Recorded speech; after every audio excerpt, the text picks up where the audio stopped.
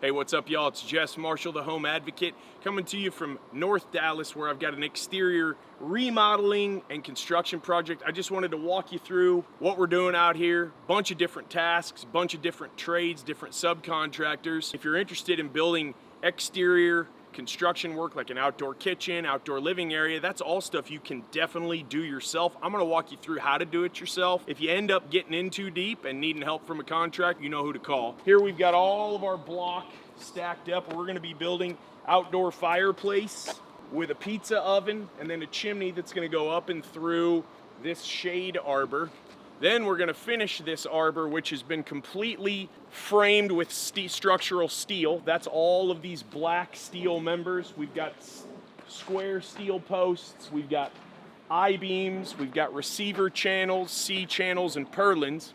And then to contrast all of this black structural steel, you can see we've inset here some nice western red cedar, which is all pre-stained, and that's going to provide us with sunblock and shade, but also with that contrasting beauty of the black and then the timber tone. On top of these cedar slats that are running the lengthways of our structure, we're going to have a waterproof but translucent roof that we're going to install. It's going to be hail proof, if you can believe that. So it's going to let the sun through, so it's like a huge skylight. But when we get that big hail in North Texas, man, it comes through and pulverizes just about everything. And I'm sure you've seen some of those patio covers that, you know, mom and pop, a lot of our grandparents have them, where they've just got the corrugated plastic roof on top of them. That hail comes through, man, it just goes right through those. What I'm gonna put on this is a polygal product. I'm gonna break that down in the studio in a future video for you and show you. It's a triple wall polycarbonate material. Like I said, it's translucent. Like a huge skylight. It's gonna be awesome out here because they can use this when it's raining. They can use this when it's super sunny.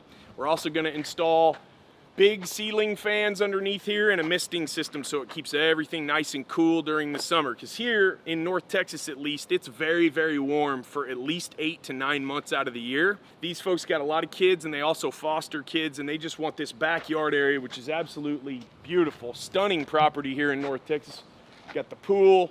Now we're building this outdoor kitchen and living area. And then if you look over the edge here with me, and I'll walk you down in a second, you can see they've almost got a river here. This is a branch of the Trinity River. It's a creek running through their backyard. It takes all the drainage from this North Dallas area and runs it south. And when this really gets to rushing, it's unbelievable. You could get back there with a kayak on some of these days when we get a gully washer. It's pretty cool. Walk you through some other particulars that we're putting in here today, because this is part of the DIY process that's very difficult. If you're a property owner, you know how hard it is to get subcontractors out. If you're super handy and you feel like you can run electrical, water, and gas yourself, go for it. But definitely you need to get that inspected by a city inspector or by somebody who knows what they're doing. A Texas Department of Licensing and Registration Contractor, that's TDLR. So your electrician, your plumber, they need to know what they're doing, and they need to have an active license. If you're going to get everything inspected, you need to make sure you're taking before, during, and after photos if you're going to try to DIY project here. So here's where we're going to put all of our kitchen appliances. So we've got electric, we've got water, and we've got gas stubbed up here. So we're going to be able to run the grill, the griddle, obviously a charging station for cell phones, speakers, stereos, and then we're going to be hanging a huge TV assembly right here, which we're going to hang off of this I-beam. It's going to swing up and be able to be locked into place if we get really bad weather so it doesn't get damaged. Then you can swing that back down and enjoy it. That TV is going to be pretty large, and it's going to hang from that I-beam, and that's part of the reason why we put substantial I-beams in here, for a couple of reasons. To hold the weight of the roof, so the dead load weight of the roof, but more importantly, we wanted to eliminate how many of these vertical posts we needed. So as you can see, this thing's 45 to 50 feet long, and we've only got posts on either end with these I-beams sitting on top. So these I-beams are carrying the load of the entire structure, and what that does, it opens up just the eyewash, so we don't have vertical posts everywhere. When you're working on something, if you want to DIY a project like this, I would recommend, if you don't have engineering experience, that you just go online. You can search span loads and structural engineering load charts, bearing charts online, and you can get a good idea for the size, the length, the height and the thickness of the steel members that you would need to use if you wanted to build a structure like this yourself. You need to source that steel through a reputable steel company. There's a bunch. If you need a tip for one of those, reach out. Be happy to connect you with a couple of my favorites. But then you're also going to need a crew with some heavy equipment. We brought a bobcat in here and then a hand crane, and that's what we lifted these I-beams up. These long I-beams that are running laterally in a horizontal fashion like this, they each weighed 2,500 pounds. A couple of guys out here, obviously, along with a bobcat that had a fork on the front. So that acted like a forklift, and then we supplemented that with a hand crank, which is like a forklift, but you crank it and it lifts that steel up into the air. And that's how we got these up this far. This one is about 12 feet in the air, and this one back here is about 10 feet in the air. And the reason why the back is lower than the front is because once we've got our waterproof roof on top, we want to send all this water that way. That gutter is going to catch all this water so we don't wash this out. Because as you can see the top right here, we constructed and installed a brand new huge retaining wall here to hold this entire yard back so that if there is erosion or settling, it doesn't end up falling down into the creek pretty much. This retaining wall here was very complicated and very, very time consuming. Took a lot of labor, $12,000 worth of concrete. If you're working concrete, whether you're pouring a retaining wall or a patio like this one I'm standing on, you need to make sure you've got good concrete guys who know what they're doing, know how to set the steel up, know how to prep the bed, how to tie the steel, and how to get everything ready for the pour. And then on the day we poured everything, we poured the patio and all of this retaining wall in about 4 hours. We had 15 guys out here. We had a concrete pump, and we got after it. We were out here about 5 a.m. getting prepped, and as soon as it hit 7 a.m., we turned the power equipment on and started pouring. Follow me, I'll show you what we did down here. Retaining walls are so important in Texas because we have serious erosion problems. Our soil in Texas is extremely unpredictable. And the soil in Dallas-Fort Worth varies from area to area.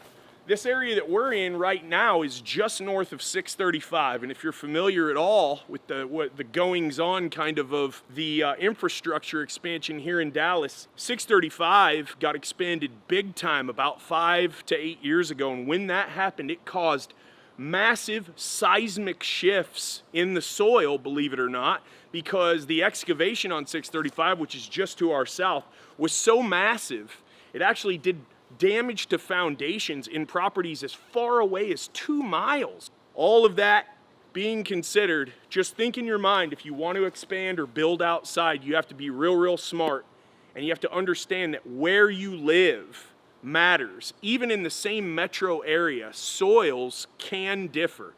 That's not more true anywhere than Dallas-Fort Worth, Texas, and that's something that we combat all the time when we're doing these exterior jobs. As you can see, it's a little warm in Texas for quite a while, and it's that heat along with then super cold for a couple days in the winter, and then all of the massive rain that we get that really, it just wreaks havoc on our soils, on our water table, and all of that works together to cause problems. So if you follow me down here, there was a retaining wall here before, but it was just built out of brick. And brick is great, but brick is it's a veneer. All it does is protect what's behind it. It doesn't have any actual structural value necessarily. So what we did is we prepared this entire retaining wall, dug down in the ground 8 feet, and we laid our footing, and we poured this retaining wall up through a set of forms, held all the concrete back, and held it all into place while it cured.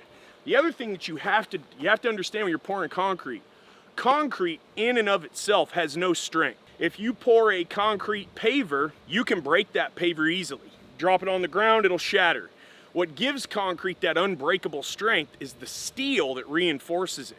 It's the steel you put inside that concrete that is the most important. The quantity, the spacing, and then just the thorough, comprehensive nature in which you tie all that steel together. That's so important. If you don't know what you're doing there and you try to DIY a concrete project, you're gonna have to come back and rip it all out, a couple years, do it all again. Reach out if you want some pointers, if you're gonna try to DIY a concrete project, and I can give you some pointers.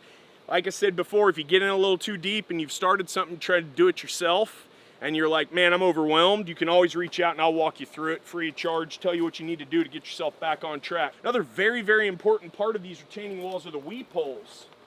These weep holes drain water out that gets trapped behind this bad boy. If we just hold the water back, it actually puts a lot of pressure on this, even though it's very strong. The other thing we did with this retaining wall is we built it like a sea wall. If you know anything about holding back the ocean, you know the ocean is and water, they are not to be denied. Nothing can hold them back. They're going to find the path of least resistance. The back of our retaining wall is completely vertical. The front of our retaining wall actually comes out this way. So below grade here, the retaining wall actually comes to about where my foot is on an angle.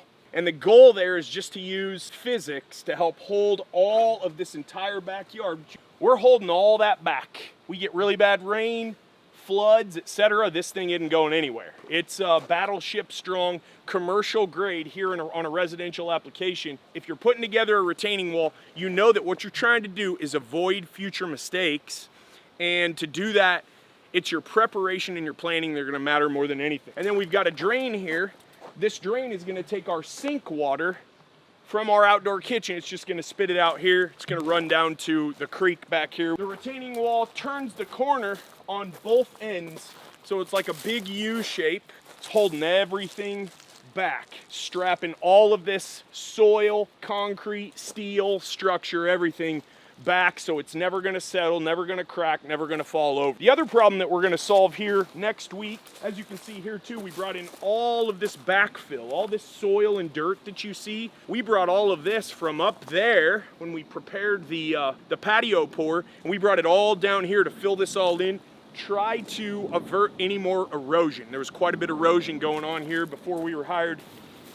The previous owner of this home was a commercial contractor, and he built all of these great retaining wall. This retaining wall right here is built out of Quikrete. He just stacked all those together with the paper on them, tied them together, and then interlocked them like when you stack hay bales in a hay barn. That's held all of this back, and then he's got a formed concrete retaining wall there, just like I just poured right there. The problem over here is that he just used surplus brick for this retaining wall because all it was holding back was a flower bed. Now that we were building all of that very heavy construction up there, the owner and I decided that a new formed up concrete retaining wall just like this was necessary here. But this old school way right here, this still works very well. And as you can see, this is built in that seawall fashion where the bottom here is set out much further than the top. So you're just, again, using physics to hold all of that soil back. The only problem that can occur, you see another one, this other one here is very substantial. It's about 15 feet tall, and it just graduates down into the water of this creek. And if you look real close, you can see all the fish down in this creek. I've seen some big ones. A couple of trout and a bass, I think, last week when I was out here. One looked like it was about 18 inches. Thought I might grab some dinner before I had to head home. If you can get a good shot down there, and I'll jump down. When this creek overflows, we're talking a ton of water. It's pretty low now.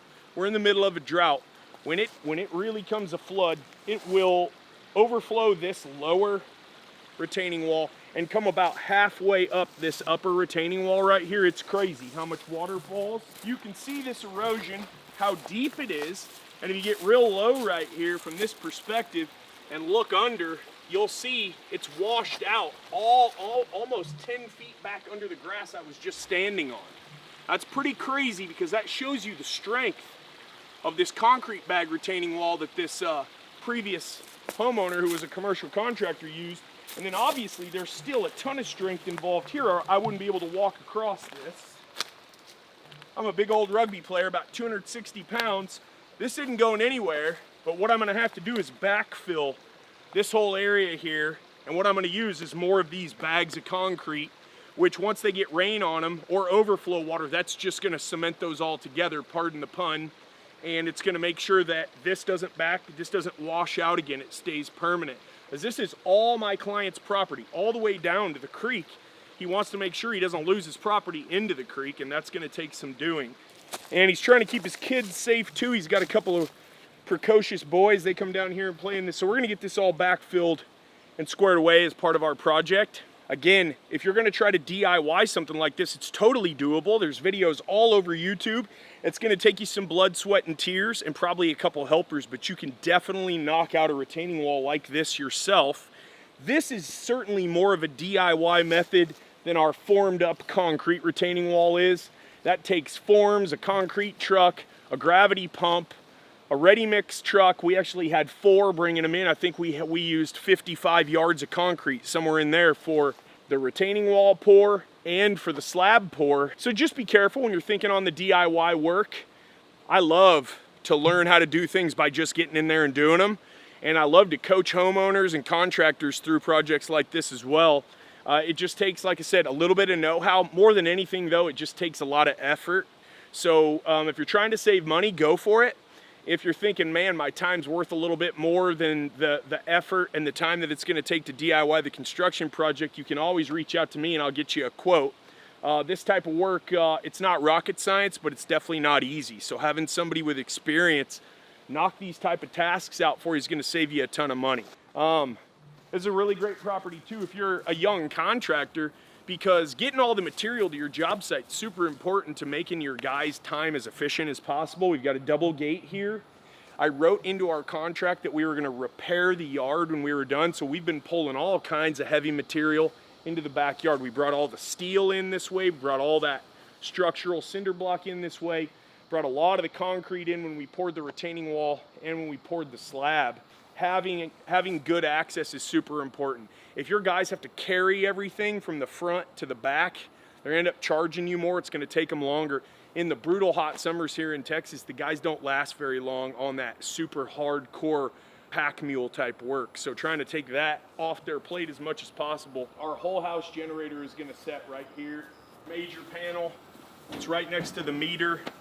And if we lose power here in Dallas-Fort Worth like we did in February of 2021, this family is gonna have heat, electricity, etc., so they can run the household. These folks have 5 kids, and like I said, they foster needy or homeless kids a lot. Not having any power, heat, that would not be good for a couple of weeks if you had a bunch of kids. Whole house generator, worth the money.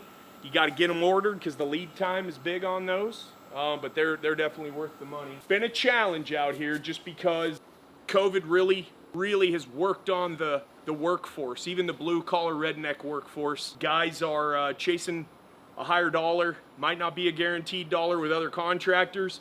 Guys are not always getting paid on time. All of my guys have been working for me for a long time because they all know they can depend on me for constant work, and I always pay my guys rain or shine every week. If you're a contractor, paying your guys on time is going to be the key to your success. If you think you cannot pay your guys and they're just going to come back every Monday and keep working, you might want to rethink that approach. Sounds like you might be smoking some of that real good medical grade if you think that not paying your guys is going to get your guys back. One other headache that you got to keep in mind if you're going to be driving across big yards like this, the sprinkler system is broken everywhere where we've driven. We anticipated that. We knew that was going to happen. That happened in the front. We've repaired all those sprinklers. As soon as we're done with our heavy machinery back here, we'll repair and replace these sprinkler systems as well. Make sure they're all running well and get all this grass back to green. Thanks for walking through this project with me. JESS MARSHALL, the home advocate. If it takes roofs and nails, if it takes sweat and muscle and effort, you can always depend on me and my guys to take care of you. And if you just want a little direction, a couple of tips, if you want to DIY a project, man, reach out to me live at autographconstruction.com. You can also hit me on Instagram at Jess from the Northwest. You can text me too. My text only line, 214-210-0202. Talk to you later.